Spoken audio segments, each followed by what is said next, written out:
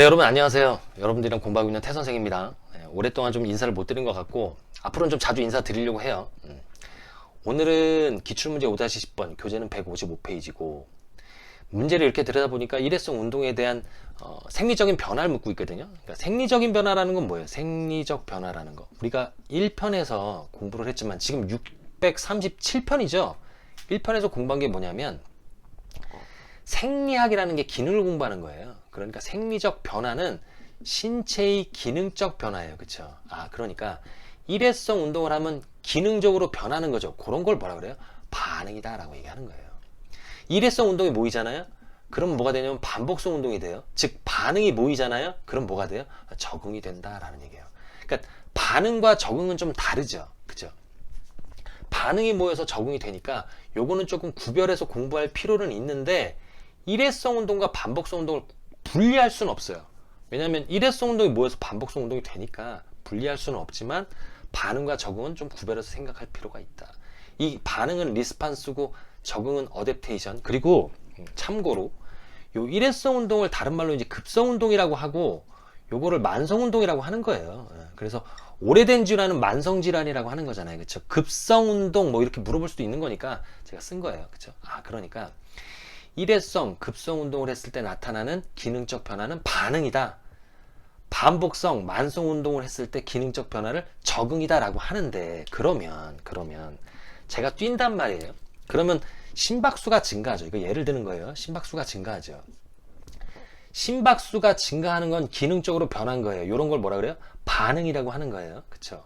심박수가 100회예요. 100회. 뛰었어요 지금. 근데 매일 뛰네. 그러면 매일 심박수가 100회일까? 그렇지 않단 말이에요.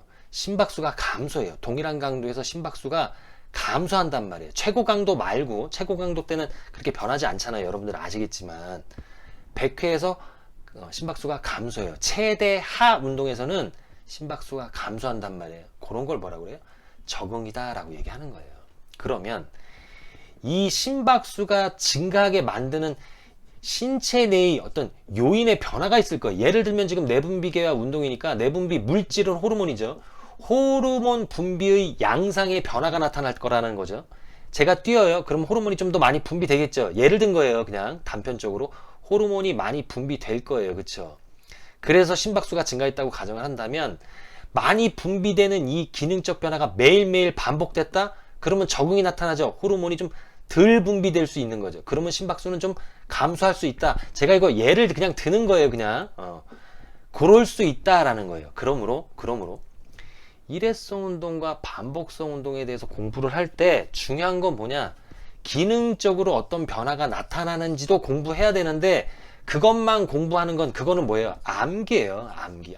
운동을 하면 심박수가 증가하는데 이걸 반복적으로 하니까 심박수가 감소하는구나. 암기했잖아요. 그렇죠? 근데 운동을 하니까 심박수를 증가시키는 어떤 요인이 있다? 그 요인의 패턴이죠. 패턴, 양상. 요거를 공부하고 이 패턴이 반복되면 패턴의 변화가 생긴다는 거잖아요. 그러므로 기능적인 변화도 반응과는 좀 다르잖아요. 그렇죠? 그런 걸 뭐라 그래요? 적응이라고 한다. 그 패턴의 변화를 일일이 다 공부해야 된다. 그래 어떻게 된다? 만점을 만든다. 저는 학원 강사는 아니에요. 학원 강사님은 아니지만 어쨌든 지금 교재에 있는 기출문제를 지금 같이 풀고 있으니까.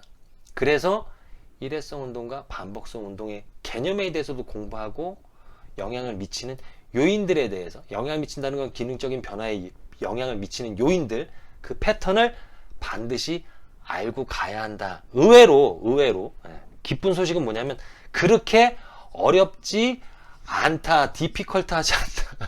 영어 갑자기 왜 쓰는 거지? 저도 오랜만에 하다 보니까 좀 적응이 안 되네요. 어쨌든 그런 거죠. 그래서 앞으로는 이 다음 시간에는 요 5-10번 요 문제를 풀면서 내분비 물질에 대한 얘기를 좀 하려고 그래요.